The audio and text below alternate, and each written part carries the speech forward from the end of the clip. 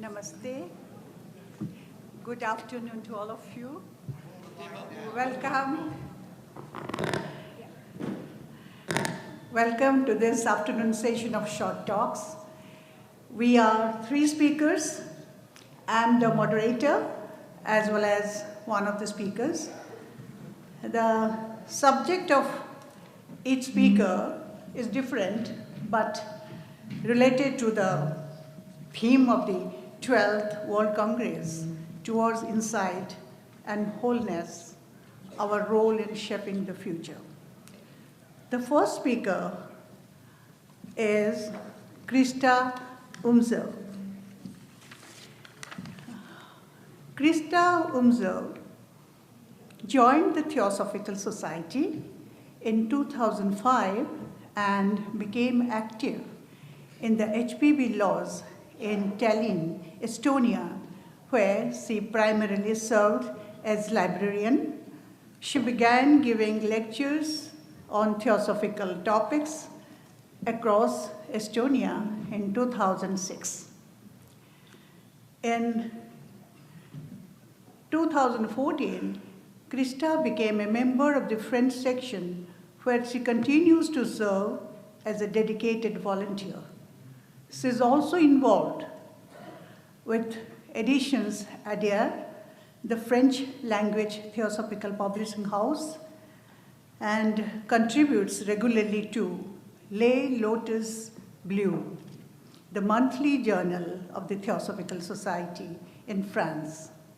Since 2012, she has been a member of the Executive Committee of the European Federation of the TS, currently serving as its secretary. She also holds the position of Vice President of the TS in France. In addition, Krista was elected to the Council of the International Theosophical Center in Ardennes in 2019 and to the General Council of the International TS in 2024. Deeply interested in art, spirituality, religion, and meditation from an early age, Krista firmly believes in the transformative potential of theosophy.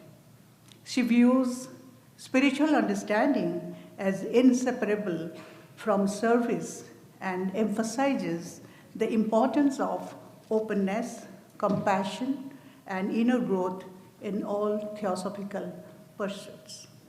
Now I would request Krista to deliver her talk on the topic, that which is always anew. Krista.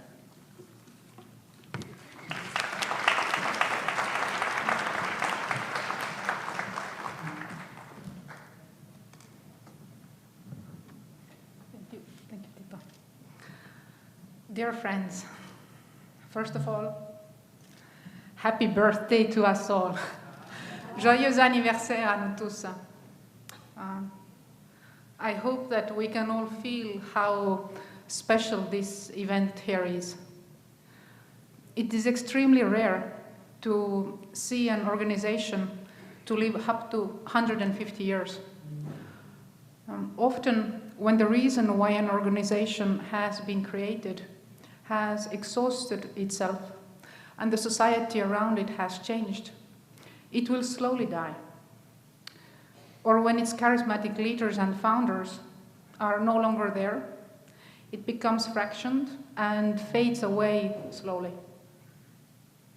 How is it that the Theosophical Society has been alive so long? Have you ever thought about it? I think that one of the main reasons why we are still here is because our role has been to answer to the needs of the world and humanity. In the beginning of our existence, this meant sharing the teachings and knowledge. There was no vocabulary. Reading the Mahatma letters, we can see how early theosophists struggled to find words to express certain new and foreign ideas. In our early years, we were here to share knowledge about Theosophy and to help to revive old and especially Eastern philosophies. It was a need of the epoch to counteract blind dogmatism and rampant materialism. H.P. Blavatsky's The Secret Doctrine was there to explain the hidden meaning of many teachings and show their underlying unity. Over the course of the past 150 years, the needs of humanity have changed.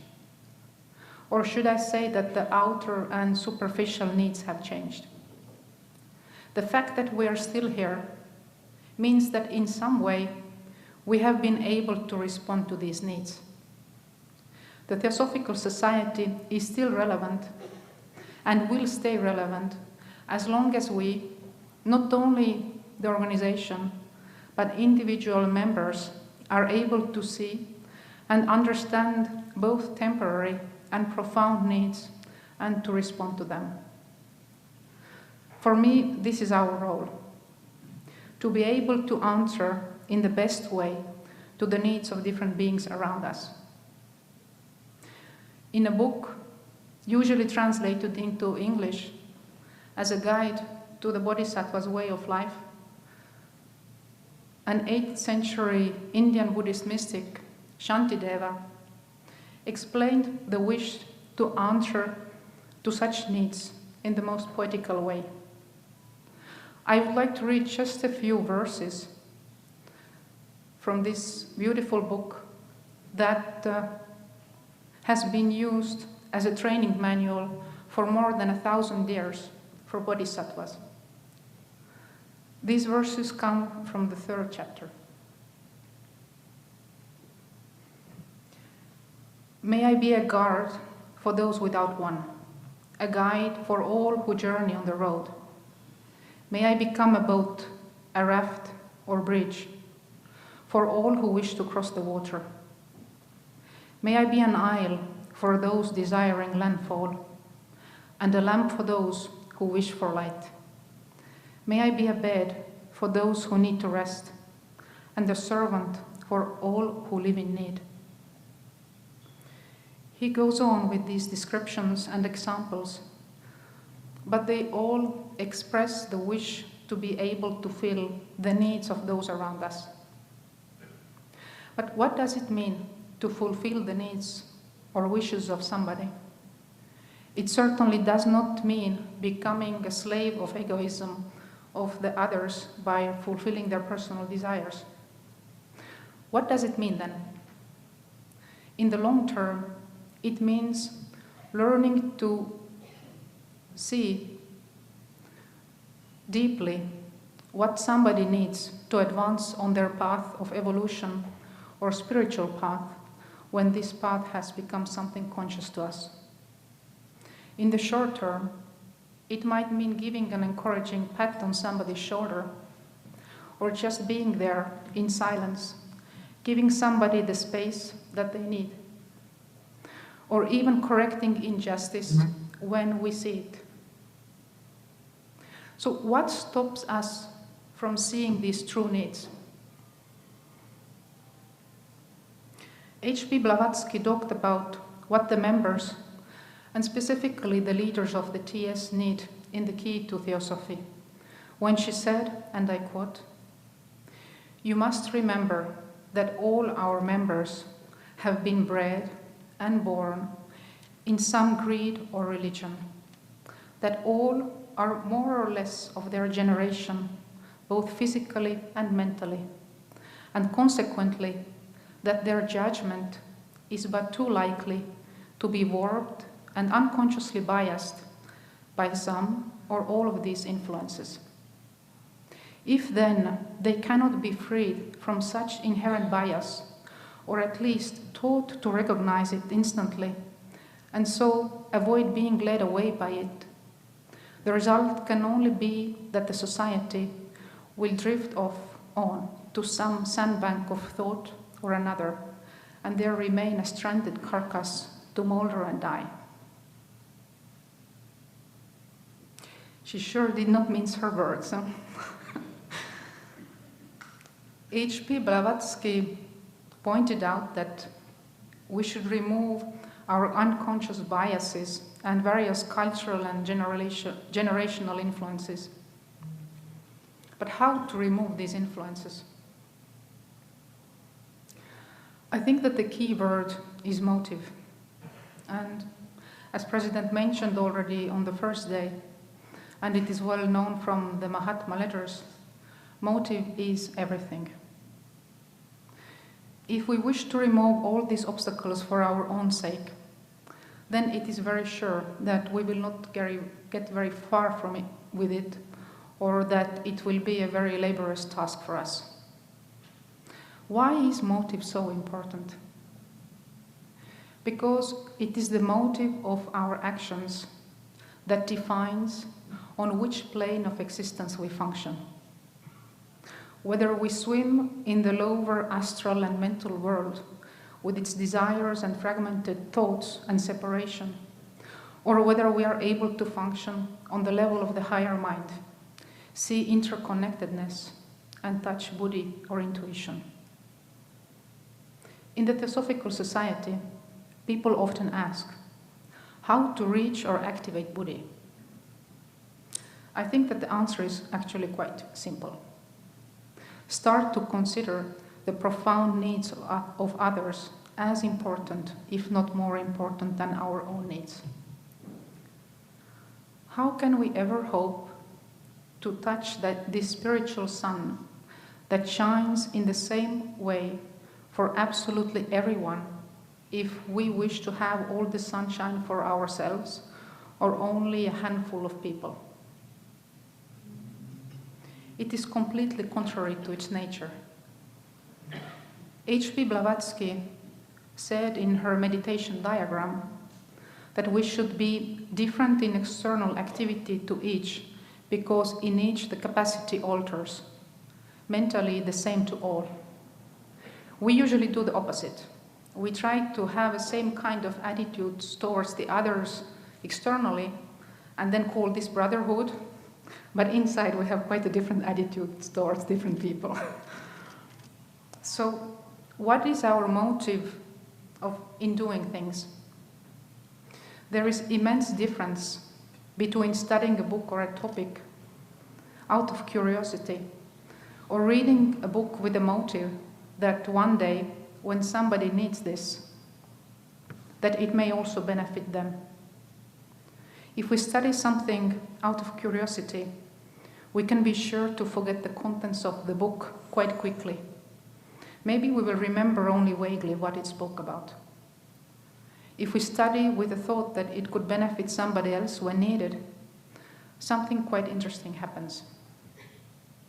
We will be able to remember what we have studied even decades later, when the need for it arises. How can it be explained? Again, it is our motive that defines on which plane what we study will be recorded. If we just read a book out of curiosity, it cannot touch higher than the lower mental level. If we study something with a motive that is ready to benefit others when an occasion arises, it will come back when we need it. H.P. Blavatsky explains these different kinds of or types of memories in the Key to Theosophy. What is our motive when we eat or take care of this physical body? Do we do all this just to keep it healthy for ourselves? Or do we take care of this so that we can have a suitable vehicle to do something meaningful with it? Do we meditate so that we can have peace of mind? Or do we meditate so that the benefit that comes from it could serve others as well, so that through our attention and concentration, we could finally stop harming them and do something positive? The motive with which we meditate will define how quickly and easily we will be able to reach deeper levels of concentration and of our own being. In The Voice of the Silence, H.P. Blavatsky gives us a map of spiritual practice in 2 steps. She says, to live to benefit mankind is the first step. To practice the 6 glorious virtues is second. In the Buddhist teachings, the first step is traditionally referred to as aspiring bodhicitta, or mind of enlightenment that wishes to reach full realization to benefit others in the best way possible. And the second as engaged bodhicitta. The first refers to taking a bodhisattva vow, and the second refers to actively practicing the 6 paramitas, namely generosity, ethical self-discipline, patience, joyful effort, concentration, and wisdom. For many years, I wondered how is it that one should first take the bodhisattva vow, which basically means promising to reach the state of perfection for everyone's sake, so that one could be of most use, and only then start to actively practice on this path. Obviously, we should know about the general outline of the path and its different stages, but this order of presentation points to something essential that also President already mentioned a few days ago, and it is our direction. We should set direction, the motive, before engaging truly on this path. Whether we call it the bodhisattva vow or a shift in our paradigm, it means that we decide to take a certain direction that is no longer only centered on ourselves. This vow is not taken once for all, but taken daily to remind ourselves about this commitment and direction, because we have a tendency to forget. Pedro finished his lecture with a quote from Master M, and I would like to come back to it. Master M said in letter 29, and I quote, "I am as I was and am, and as I was and am, so am I likely always to be, the slave of my duty to the Lodge and mankind, not only taught, but desirous to subordinate every preference for individuals to a love for the human race." When reading this, I think there is no question about the direction that has been pointed out to us.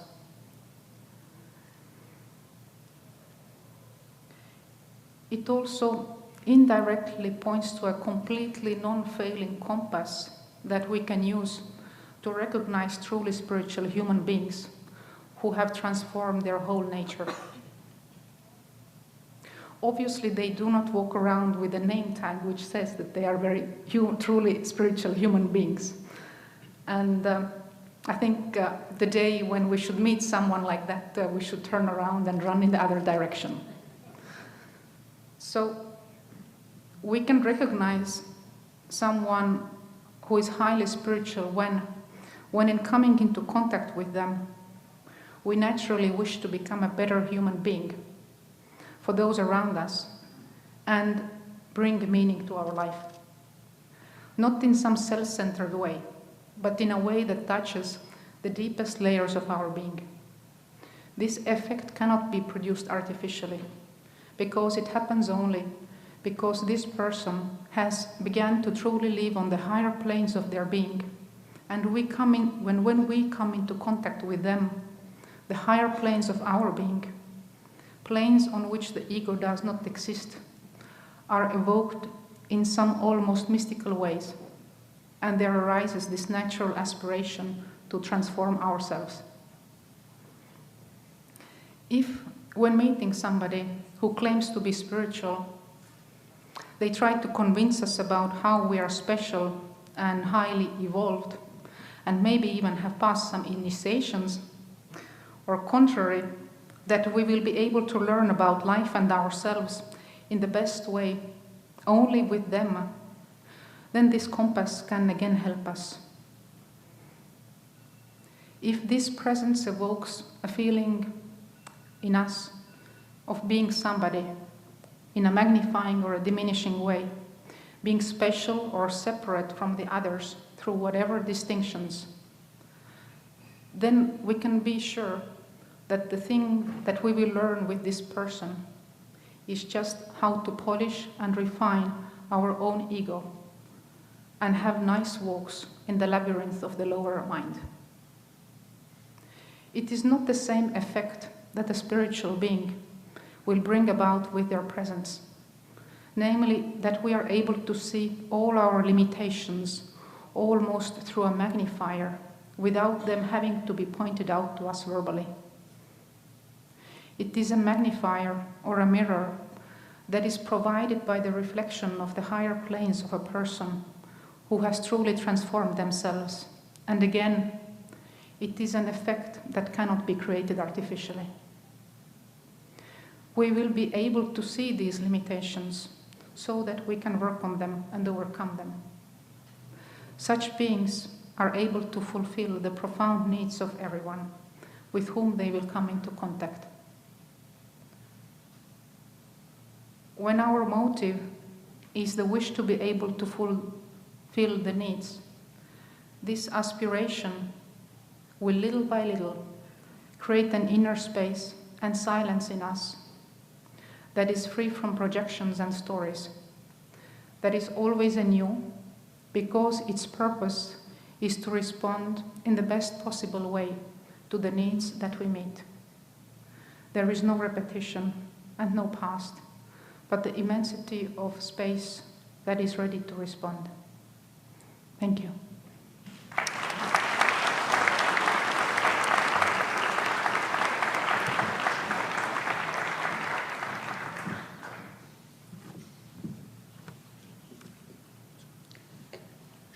Well, the very title of the talk by Krista, that which is always anew, refers to something that is constantly renewing itself, never static and emerging in phrase form, even if its essence remains the same.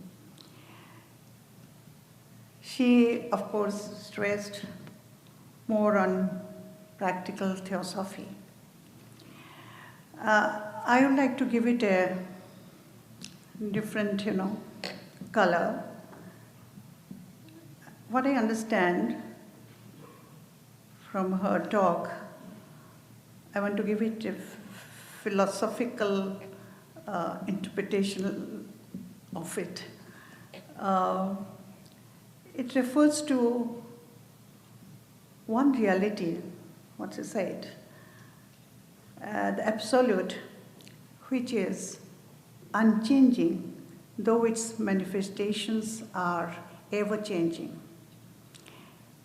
It suggests a renewal without loss of identity, like a river that is flowing, yet it is still a river.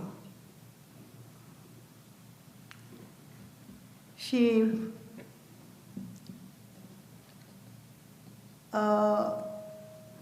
said, what she said and what I got out of it is, only knowledge is not sufficient. What is needed is a noble motive and selfless service. The cosmos is an eternal becoming, cycles within cycles, where life never ceases. It only transforms. So what we need is transformation, our individual self-transformations. That is what is most needed. Thank you, Krista, for your remarkable talk, the wisdom and inspiration you have shared. Our next speaker is Vibha Saksena. Vibha Saksena is an IT engineer with a master's degree in computer science and a professional background spanning over 20 years across several countries. Her diverse experiences deepened her appreciation for different cultures, but it was her passion for exploring the intersection of science and spirituality, that led her to join the Theosophical Society in 2015. A student of Indian philosophy and a member of the Consciousness Research Group of the Sri Aurobindo Society, Vibha was appointed National Lecturer of the Indian Section in 2022 and International Speaker of the Theosophical Society in 2025. She has delivered talks across India and internationally, including at the Russian Center of Science and Culture in New Delhi for the 150th birth anniversary of Nicholas Roerich, and at the TS International Convention 2021-22. She regularly conducts study camps, lectures at lodges and federations, and contributes articles to the Indian Theosophist and other publications. An avid reader and culinary enthusiast, Vibha believes that self-transformation is the highest form of service to the world. She would be presenting her talk on the theme, Insight into Nature of Man, Part Contains the Whole. Vibha Saksena. Well, namaste to all of you. Respected President Tim Boyd, Madam Lily Boyd, our esteemed delegates, and dear brothers and sisters. It's truly an honor for me today to address the World Congress of the TS, marking the celebrations of its 150th anniversary and the 100th anniversary of the Canadian section. Thank you and congratulations to all. Speaking of these milestones, 100 years, 150 years, and many more to come, they are milestones on the path to a vision taking shape by the concentrated efforts from multiple quarters, human and superhuman. It is basically the vision, mission, and action that drive our future. The vision of the TS for spiritual progress of humanity, it is rooted in universal brotherhood. This vision recognizes the higher purpose of man, and the roadmap to this vision, it translates to our mission. It is the journey of spiritual self-transformation by an increasing realization of the ancient wisdom, which comes to us from the great ones. Driven by this knowledge of the ancient wisdom, our actions, they determine the extent of the mission being accomplished and the vision being realized.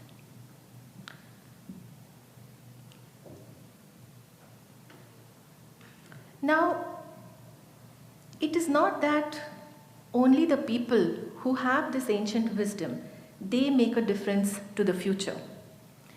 The actions of every single person on earth contributes its fair share to the future of humanity. And so, even when a single person stops the use of plastic, or starts the use of a bicycle, or behaves generously and compassionately with his dealings in others, he is playing a role in shaping the future, however subtle it may be. While on the other hand, the leadership of organizations and countries, they have an unmistakably noticeable impact on the future and lives of all people.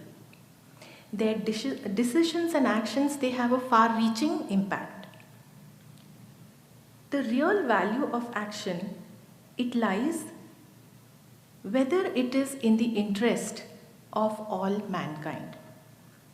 Intellectual progress of man has brought about exponential advance in science and technology, No doubt that the world has benefited immensely by increased automation, by increased productivity, improved healthcare, economic growth, and much more. But at the same time, man's fears about misuse of technology, of artificial intelligence taking over human intelligence, adverse impact on environment, geopolitical wars, ethical and social concerns, and many more such fears, they are not unfounded. We can see them coming true even in our own times. The reason is obvious. Spiritual evolution of man has not kept pace with his intellectual growth. Naturally, the vision of nations and the actions of individuals, they are lacking. They are lacking in that they are largely self-centered.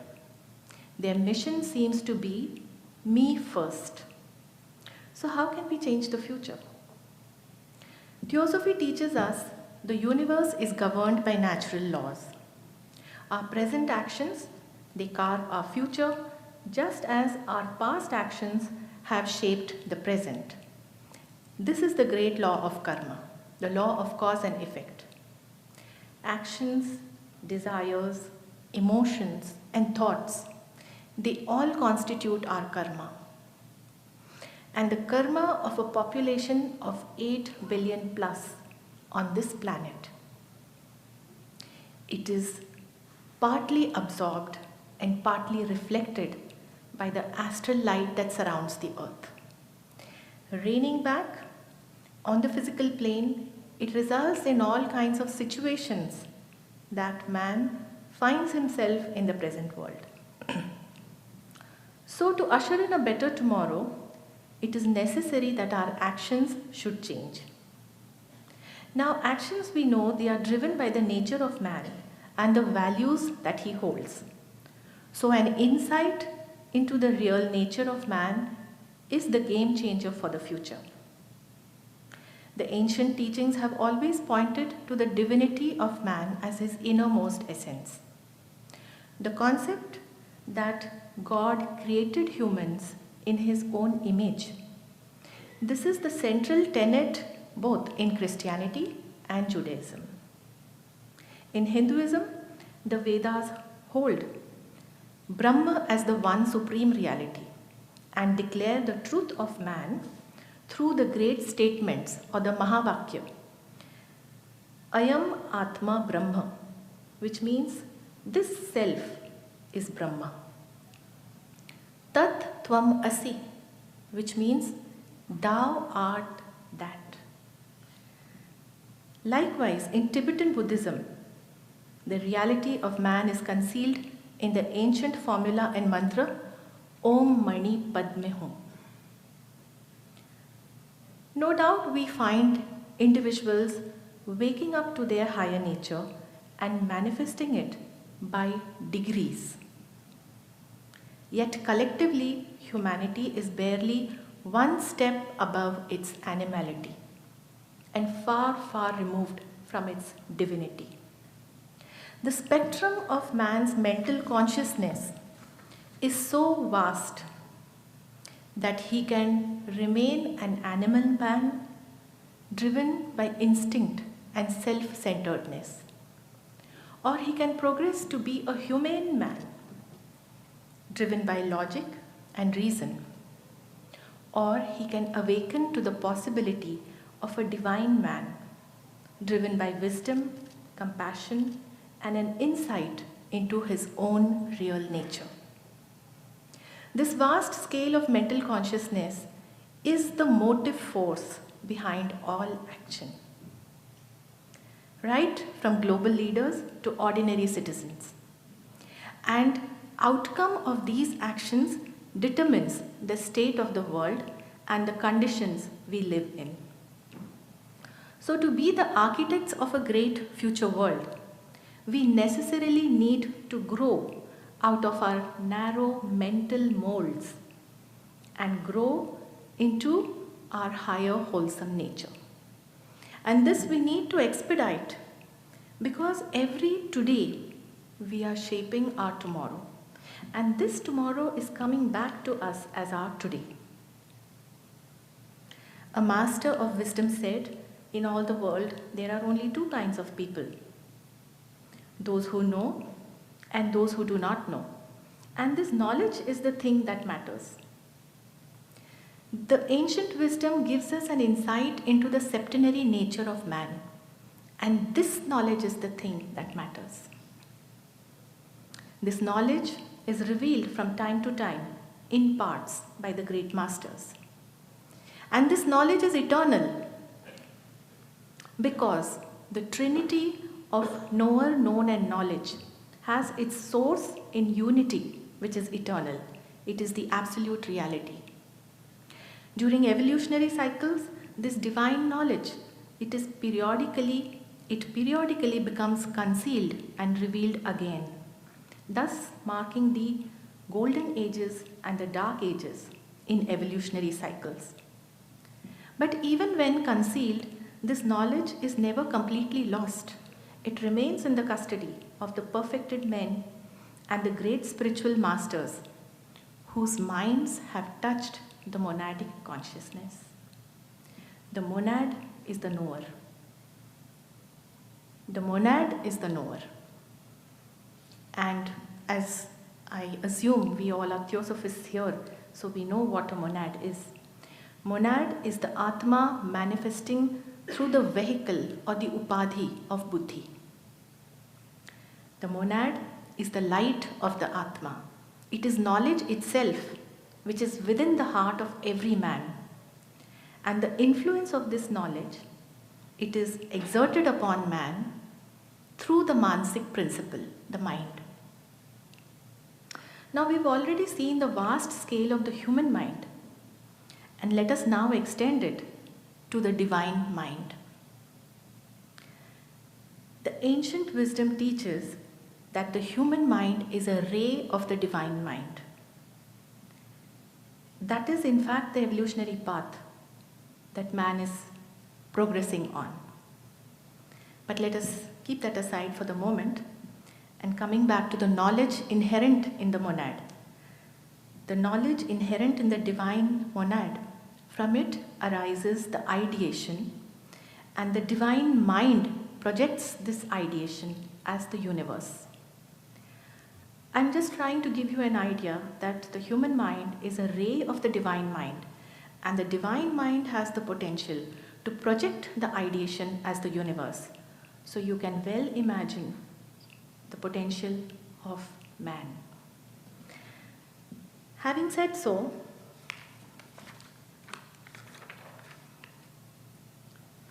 Theosophy affirms, as above, so below. Whatever holds good for the macrocosm also holds good for the microcosm, that is the human being. But the human mind, for most part, comes under the sway of desire, calm. Forgetting his real nature, man becomes trapped in the illusions of the world, the material universe, and remains in this cycle, trapped in the cycle of rebirth.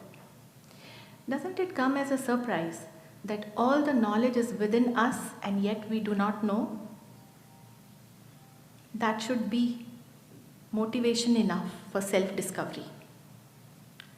So coming to the truth now, there is only one divine monad.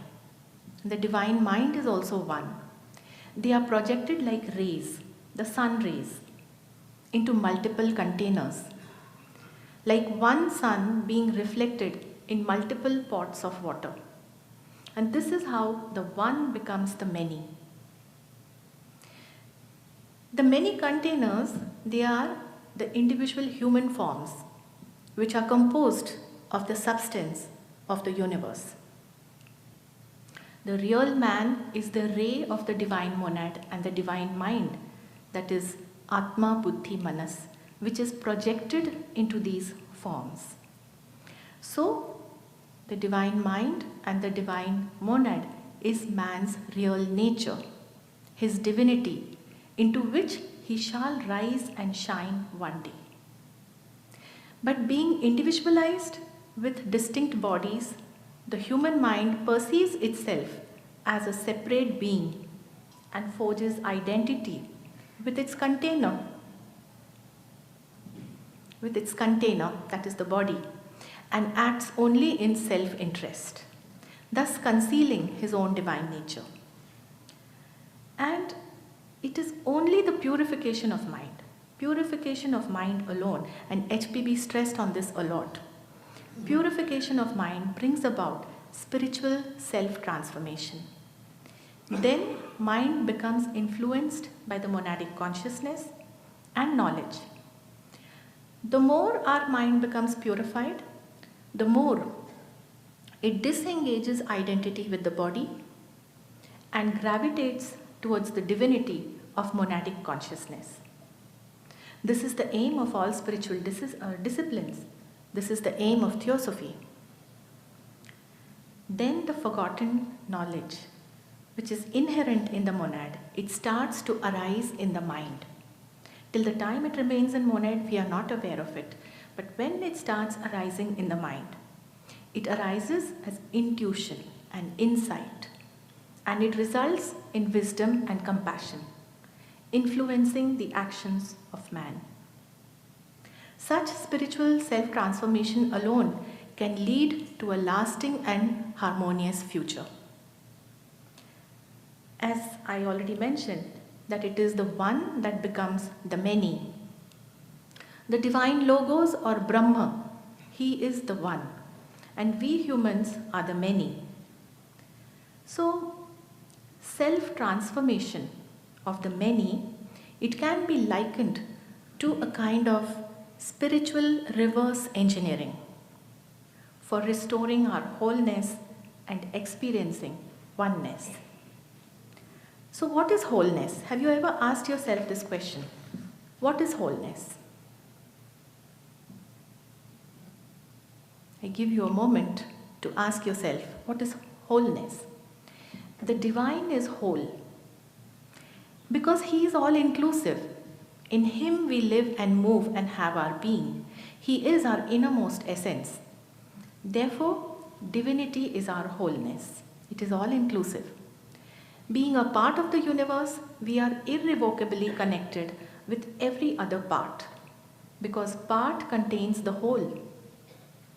Part contains the divinity, the essence, and divinity is all inclusive. Divinity is whole. Having said so, the question remains, how do we experience oneness while the many still exist? Look around you. Do you experience oneness with your fellow delegates here?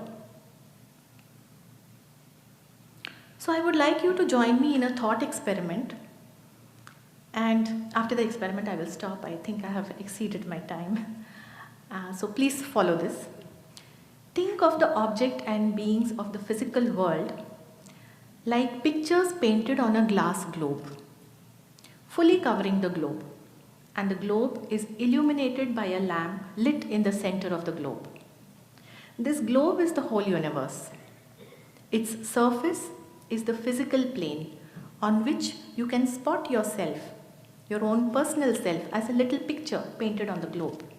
And you can also regard the pictures of all your fellow beings, your loved ones and not so loved ones on the globe.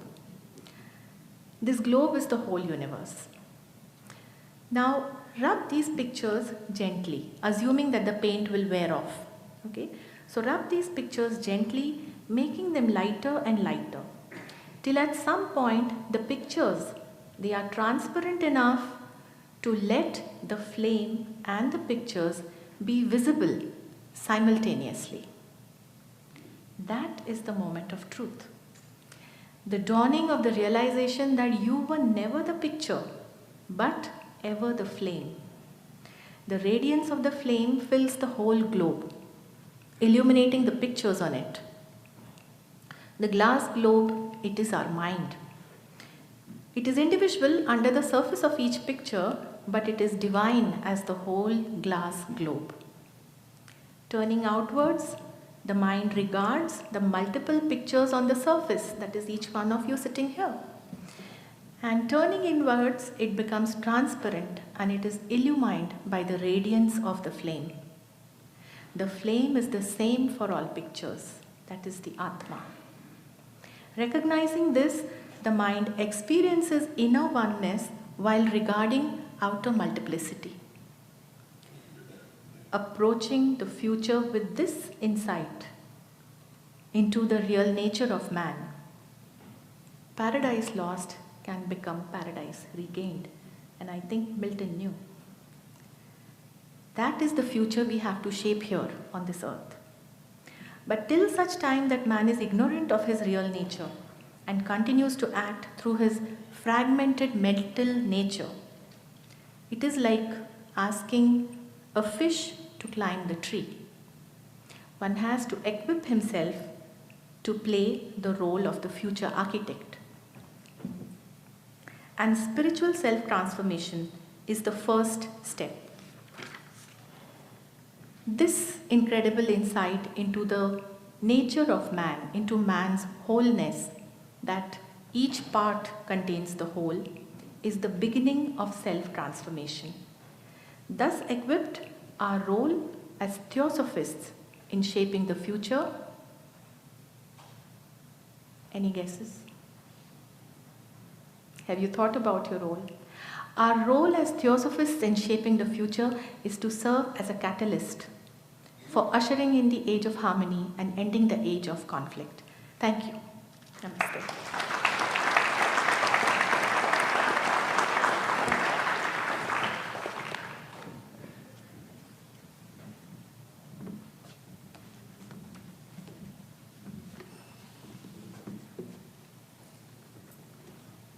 So, Vibha spoke on her theme, insight into nature of man, part contains the whole.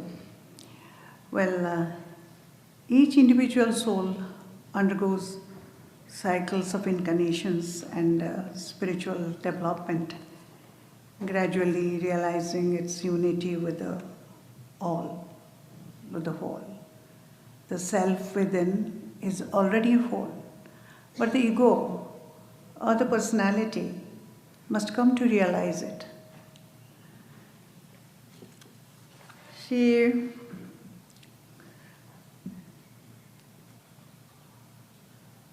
said that we need to grow out of our, narrow selfish nature. And she also stressed on spiritual self-transformation. Theosophy teaches that man is composed of 7 principles. Each of these reflects aspects of the whole cosmos. So to study the inner nature of a single human being is to study the structure of the universe as a whole. So, thank you, Deepa, for your illuminating and thought-provoking talk. We are very much appreciative of it. So now I would like to introduce our next speaker, our International Vice President of the Theosophical Society, Dr. Deepa Padhi. Dr. Deepa Padhi is a retired professor of philosophy from Bhubaneswar, Odisha.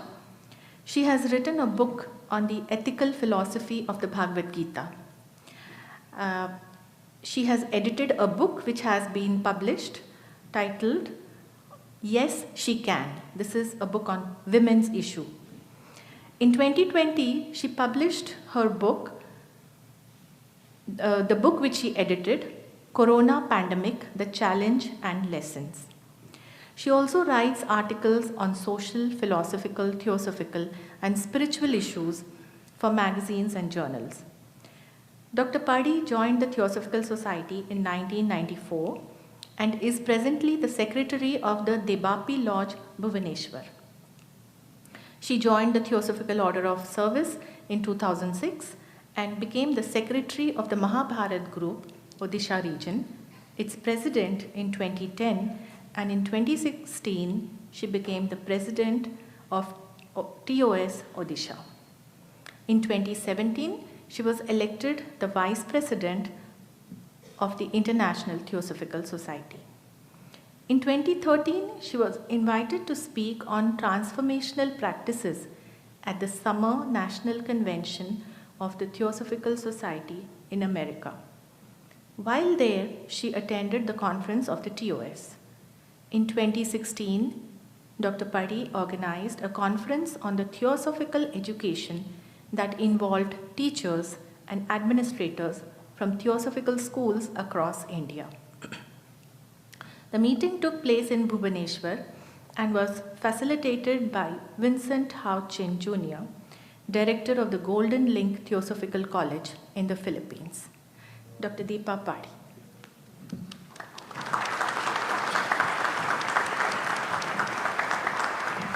Thank you, Vibha, for the introduction.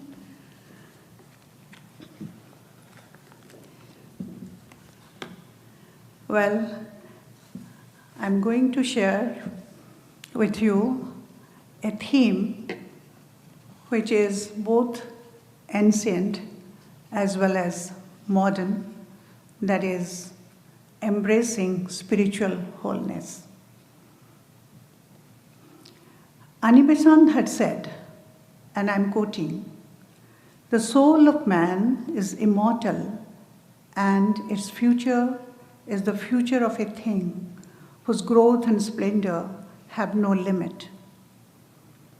In fact, this quote emphasizes the boundless potential of our inner self, perfect for encouraging spiritual wholeness. Living in this noisy world filled with distractions, divisions, discriminations, one feels really fragmented. We are pulled in countless directions by responsibilities, expectations, ambitions, and stress as well. Yet, the ancient wisdom tradition, including theosophy, reminds us that wholeness is our natural state. It is not something to acquire, rather it is something to be aware of. Wholeness is the integration of all dimensions of life, physical, mental, emotional, ethical, spiritual, and interconnectedness with all beings and things. There is nothing conceivable outside of it. It is all inclusive.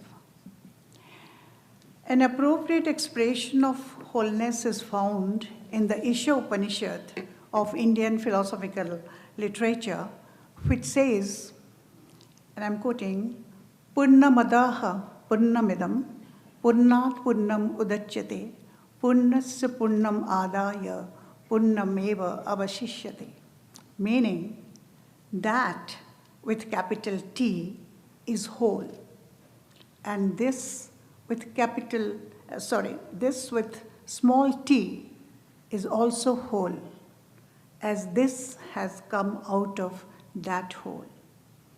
This refers to the manifest world, which is not other than that. Wholeness cannot produce anything other than wholeness. Wholeness is not just sum of parts, it is undivided totality.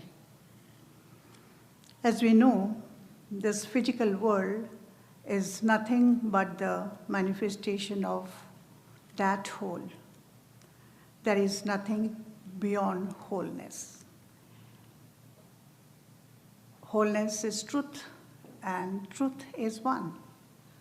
The motto of Theosophical Society, as we know, is there is no religion higher than truth.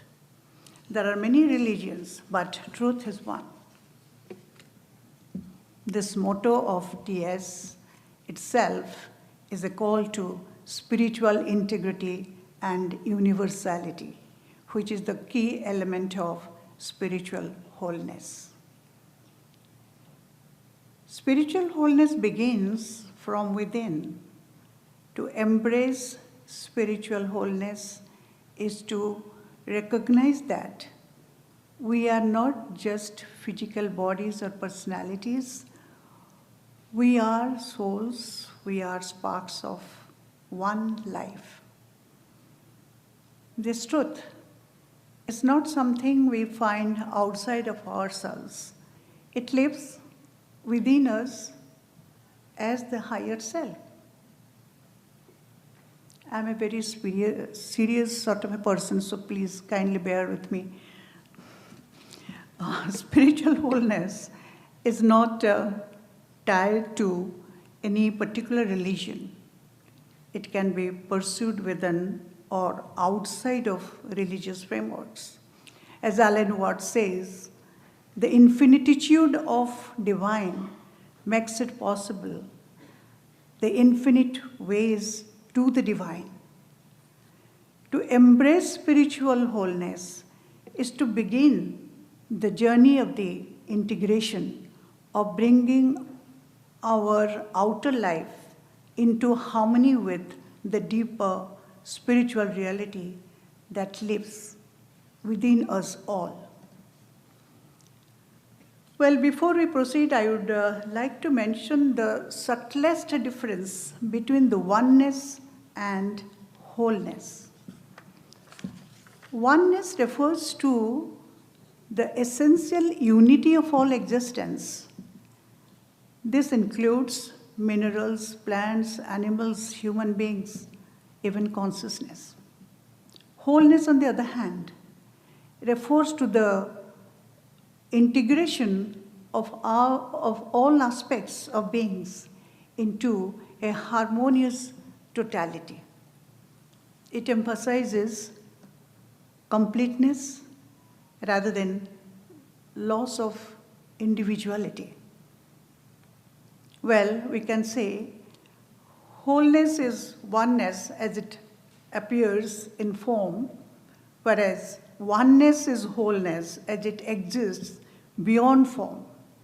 So they are not two separate realities, rather two perspectives of the same underlying truth. Now, what is spiritual wholeness? From a theosophical point of view, the human being is not just a physical body or a personal ego. We are a sevenfold being with layers of consciousness ranging from the physical, astral, vital, and emotional to the higher mental, spiritual, and divine. Spiritual wholeness is the alignment of these parts when our thoughts, feelings, actions, and intentions reflect the light of the higher self. It is the unfolding of the inner unity within ourselves and the greater whole. In theosophy, the path of evolution is not only outward but inward. We are here not merely to exist, but to consciously evolve, to awaken the inner flame, the divine spark. As SPB used to say, and I'm quoting, the self of matter and the self of spirit can only be united through the practice of conscious living, unquote. Now we need to ask ourselves, am I living in alignment with the truth of who am I? Do my actions reflect compassion, love, wisdom, and unity? This is the discipline of the spiritual path, to live not for the separate self, but for the greater good, the one life. Spiritual wholeness relates to a deeper sense of inner harmony. It involves a feeling that is aligned with our inner truth, moral values, and the ultimate purpose. It involves a connection with the universe or a sense of cosmic unity which may not be connected to any doctrine or laws. We can say it is about inner alignment and connectedness that transcends religious boundaries. We are all connected to the universe, life, and inner self or consciousness. This consciousness is within me and outside me. Religious wholeness, on the other hand, refers to a sense of living in alignment with our beliefs, rituals, and community of a particular religion or tradition. It is about living in harmony with as I said, with a specific tradition. Theosophy not only believes in the universal brotherhood, it emphasizes the interconnectedness of all living and non-living beings, as we are all parts of one cosmic web. A key theosophical teaching is that all life is one. There is no real separation between us and others, between the human and the divine, even between spirit and matter. Blavatsky reminds us, and I'm quoting, the whole order of nature evinces a progressive march towards a higher life, the secret doctrine. The great Saint Rumi rightly said, "You are not a drop in the ocean, you are the entire ocean in a drop." Each drop in the ocean, while carries its individuality, it also merges with the ocean, the unity underlying diversity. In embracing our interconnected nature, we acknowledge the intrinsic bond that unites all living and non-living beings. I would like to mention some inner and outer theosophical practices necessary for those who are focused to embrace spiritual wholeness. Number one, self-awareness is the foundation. It is the main thing. Through meditation, study, and selfless service, we come to recognize the false self, that is, personality or ego, and connect with the real self. Number two, alignment with our purpose and meaning is important.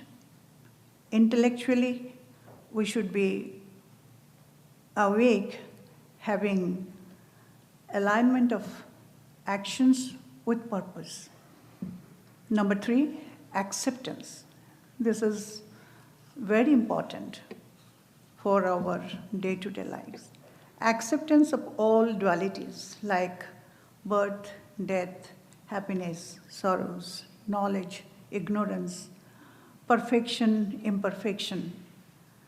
As wholeness includes all these, spiritual wholeness often brings a sense of calmness and balance, even in the face of hardship. This doesn't mean that we don't feel pain or face problems, but one feels a deeper sense of acceptance. Number four, wholeness is realized in purifying the lower vehicles, our thoughts, emotions, desires, beliefs, actions, and behavior. These need to be consistent with each other. Number five, feeling of connection is possible only through compassion and love. Spiritual wholeness is often marked by compassion, love, and empathy for others, and a recognition of dignity and worth of all beings. Service is the natural expression of spiritual realization. As Madame Blavatsky says, he who lives for self lives in vain. He who lives to serve others lives in truth. The voice of silence. Number 6, meditation is a must. In silence only, the voice of the soul is heard. The practice of meditation lifts our consciousness beyond the astral and into contact with the Buddhic or spiritual level. Number 7, one should live in harmony with nature by honoring the laws of nature and living in simplicity. We align with the spiritual laws of the universe. Theosophy is rooted in the idea of spiritual wholeness. It teaches that all human beings are on a path towards the realization of their divine, unified, and whole nature. The core concern is the unity of all life, the spiritual evolution of the soul, and the inner wisdom available to all. Well, what I understand, spiritual wholeness means being fully connected, integrated, and at peace with one's inner self or consciousness, as well as connected to the universe as a whole.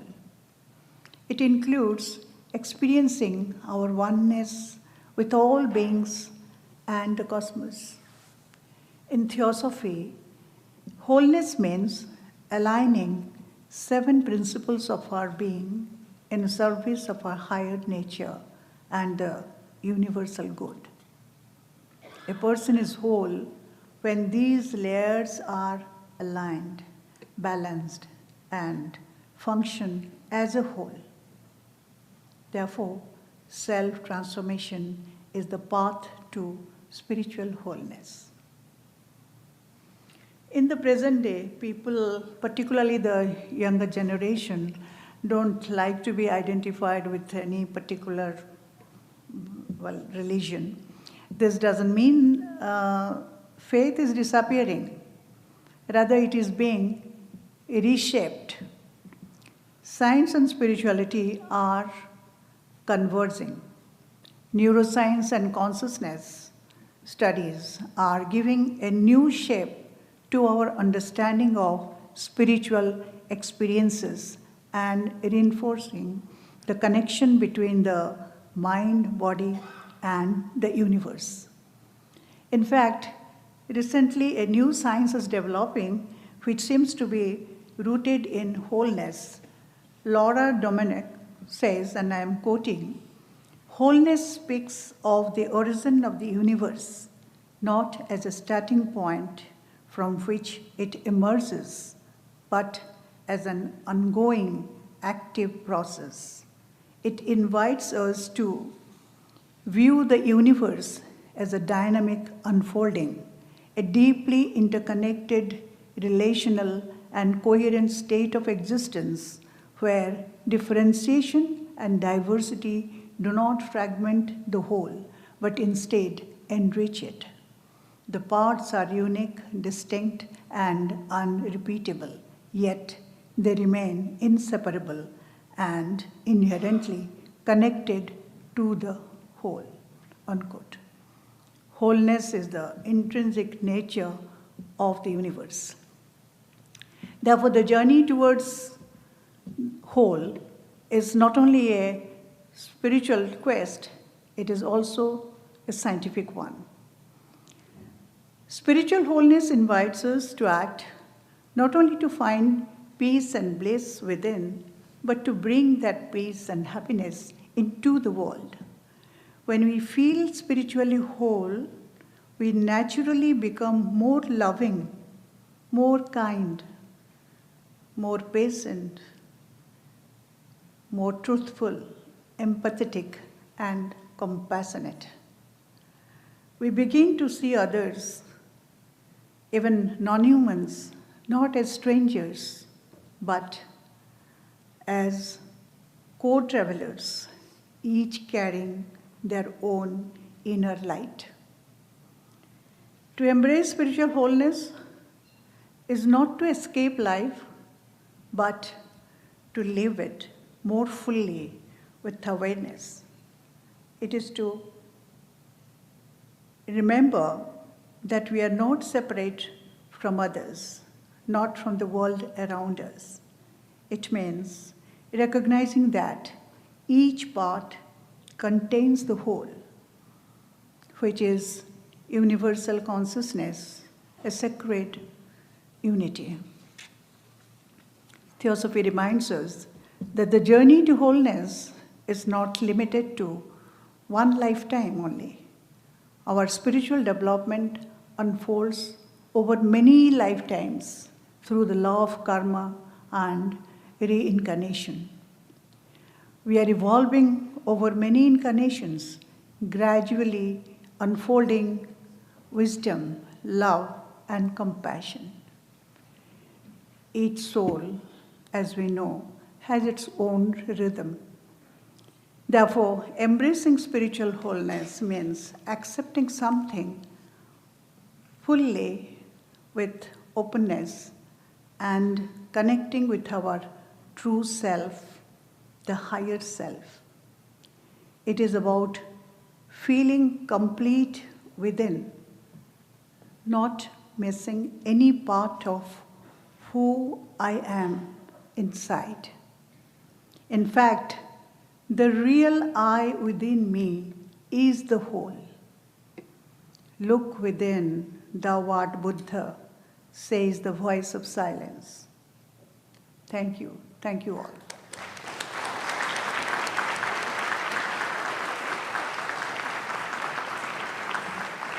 With this, the session is over. Thank you. Thank you all. Thank you very much.